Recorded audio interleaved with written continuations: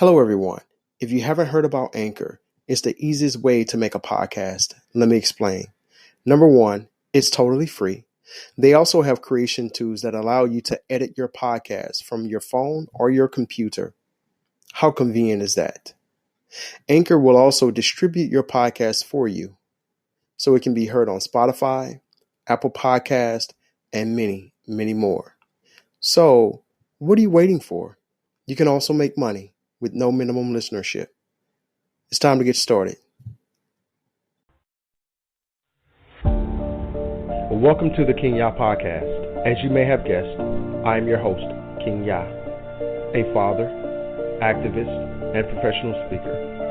On this podcast, we discuss relationships, criminal justice, news and politics, Black history, culture, and domestic violence awareness. If this is your first time being here, I want to say thank you and encourage you to keep listening. Each week you can expect to hear thought-provoking interviews as well as personal and relationship tips that will help enhance your life. You will have access to resourceful downloads that you can implement daily to become more productive. Thank you for spending some time with me today. The purpose of this podcast is because everyday people inspire me through their stories of trial and error in life. Now let's jump into your favorite podcast. What better way to share our stories?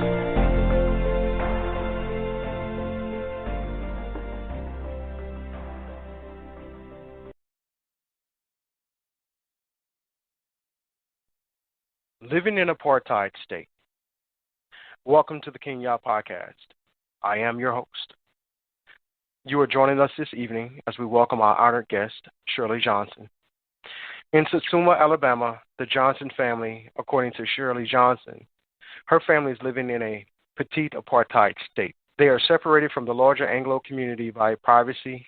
They are only allowed to enter their home and property from the back.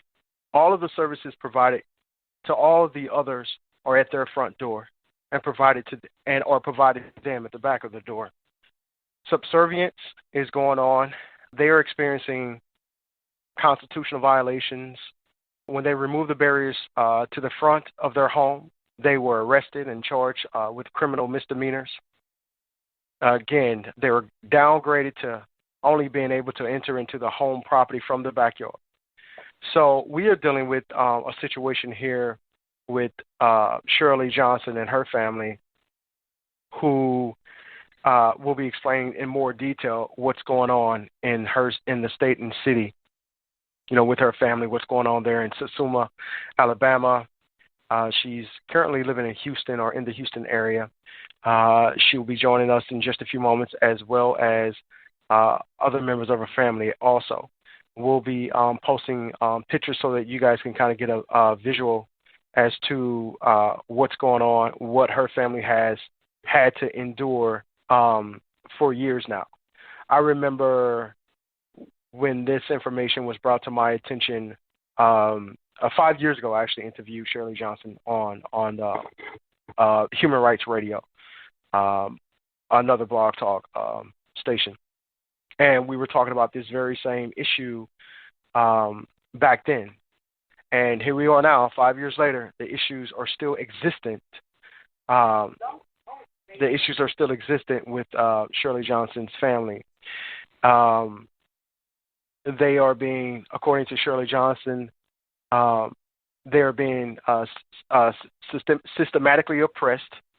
They are just receiving all types of injustices.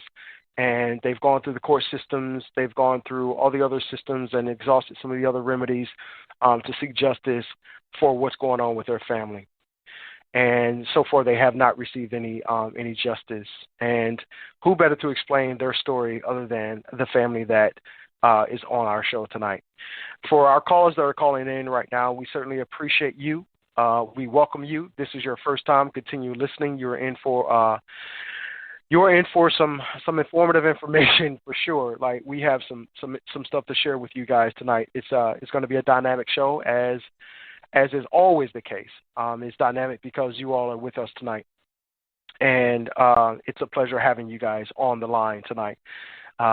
We've got callers calling in from all over the globe.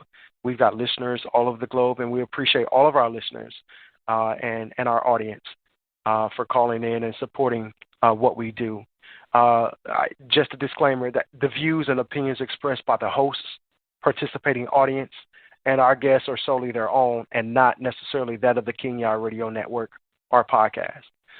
So with no further ado, we will be going to the phone lines. So those that are interested in speaking, I need you to press the number 1. Shirley, we're going to bring you on first. If you press the number 1, that will cue you in to speak. If you're just calling to listen, that's fine too. So I just need to be able to identify who's calling. So give me a few moments, and I will bring Shirley on in just a few moments. Again, I want to thank you guys for tuning in, and appreciate your patience and your support for this show. Give me one moment, and we'll be right back. Welcome to the Kingya Podcast.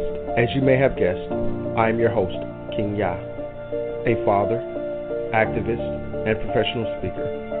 On this podcast, we discuss relationships, criminal justice, news and politics, Black history, culture, and domestic violence awareness. If this is your first time being here, I want to say thank you and encourage you to keep listening. Each week you can expect to hear thought-provoking interviews as well as personal and relationship tips that will help enhance your life. You will have access to resourceful downloads that you can implement daily to become more productive. Thank you for spending some time with me today. The purpose of this podcast is because everyday people inspire me through their stories of trial and error in life. Now let's jump into your favorite podcast. What better way to share our stories?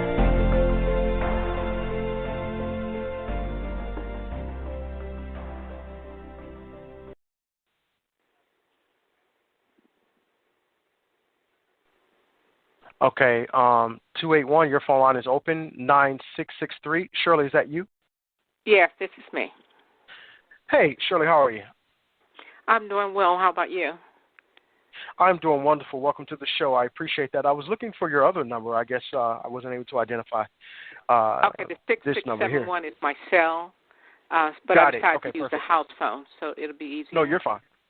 Okay. You're good. Well, welcome to the show. Thank you. I appreciate that. So for our listeners, this is Miss Shirley Johnson. She's on the line right now. Again, I interviewed her 5 years ago, and apparently the family is still going through some atrocities and some injustices. So, Shirley, can you please explain to our listeners, beautiful own words and your beautiful own way, what is going on from beginning to now?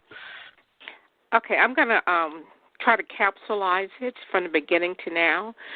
First, I want to thank you for having me and my family on, hoping that some of my other family members have called in. And I want to say that the situation actually has gotten worse. It has worsened. We were home for due to a death in the family. We had a brother to pass away, and to find out that the city of Satsuma is now allowing houses to be built with the backyards to those houses adjacent to our front yard. So just to walk you through how we got here, I'm going to capsulize it from the beginning as quickly as I can. Our great-great-grandfather bought this property out of slavery in 1885. So the family had lived on this property exclusively until 2003. And so he bought the property in 1885 from someone who appeared to be the former slave holder, and those people were out of Gilbert, West Virginia, based on the research that I've gathered. So then from 1885 until 1923, there was an effort to for one of the ladies in the family of the slaveholder to get the property back. And in a court deposition with my father in 1935 to 1937, it was stated that they had been trying to get the heirs of John Hilliard off that property since 1923, which suggests that our family had been in turmoil it appears from a time that he gained possession, our great-grandfather gained possession of the property. So from 1935 to 1937, our father, who was some years older than our mother, was in court. That was before he married her, in court with what appears to be the same family of people trying to get the Negroes, that they said in the article, off of that property. But in that 1935 case, and Mr. Kingya, I think I sent you an excerpt from that case where it says they've been trying to get the heirs of John Hilliard off that property since 1923. And this was a 1935 Correct. case at that time. And that case actually went to the Alabama Supreme Court. And our father and his sister won that case. And it stated in that case that the people who were trying to claim title to it had no title or no interest in the property. So then it's just there were a lot of subtle things that happened where they were always threatening Daddy and coming to the house, trying to make him do things. We had a cousin to say they came and got Dad and took him on the creek and threatened to kill him. And he told them that if he didn't sign the deed to them, they were going to kill him. And he said, supposedly, well, if you do that, you still won't get the property because he's not going to sign. So then things kind of went back and forth over the years when we were growing up as kids. And my father passed away in 1989. So I left my mother and some of the siblings on the property, and they were still hassling us, the family, trying to get us off of the property, like harassment. And we have asked for help and been in court numerous times to get some relief. We've even been to the FBI, filed for a hate crime, some resolution through that. That was no help.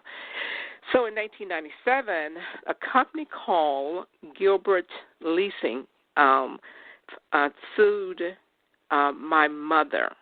Well, actually, according to the court document, they were actually suing the family because it was Rosemary Johnson, A, B, C, D, E, F, G, which is the other heirs. But when they got to court, before they got to court, my mother had Alzheimer's. And they knew from the court knew from her deposition that she had Alzheimer's, and it was stated that her children took care of her affairs.